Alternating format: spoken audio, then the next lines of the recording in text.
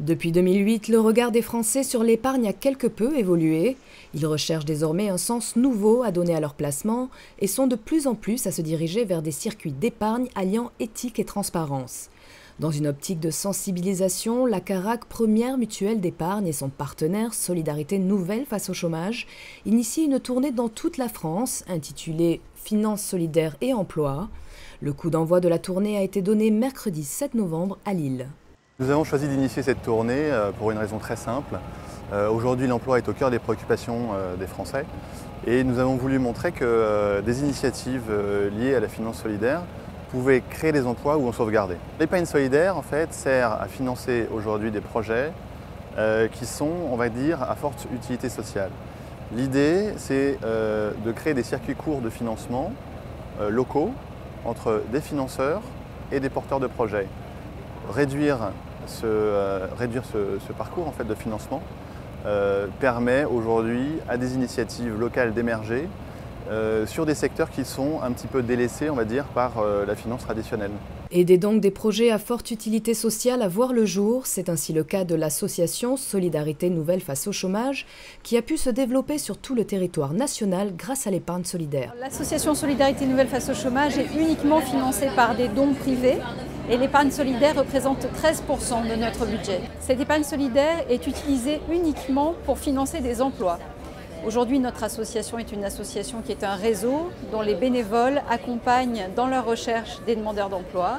Et comme la solidarité, ça ne suffit pas, on a décidé de créer des emplois.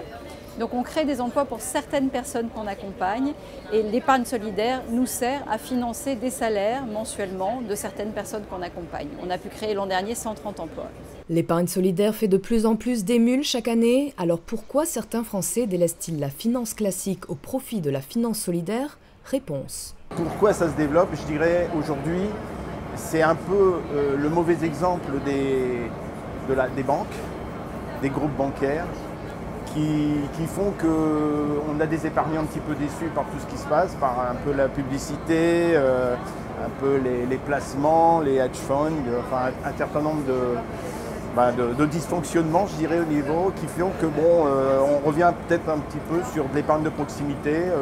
Les gens veulent une traçabilité un petit peu à leur épargne, veulent savoir un petit peu à quoi ça va servir. Maintenir la transparence grâce à une certaine traçabilité des investissements, tel est le credo de l'épargne solidaire qui récompense et couronne les entreprises solidaires par le biais de labels. L'idée d'une entreprise labellisée comme telle, c'est le projet qu'elle porte. Vous avez déjà une entreprise qui va porter un projet où l'humain va être au cœur de ses préoccupations.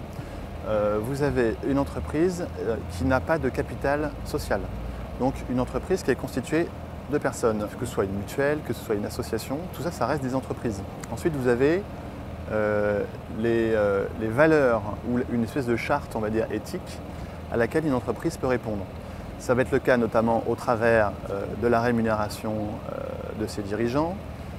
Ça va être le cas au travers de l'écart de la rémunération entre le plus petit salaire et le plus gros salaire.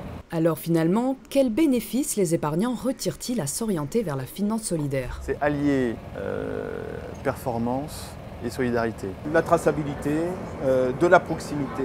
Au-delà de faire une bonne action, vous faites une action utile. C'est-à-dire que c'est vraiment ça qu'il faut mettre en exergue, c'est que chaque personne aujourd'hui, au travers de son épargne, peut être utile à financer des projets qui vont avoir un réel impact sociétal.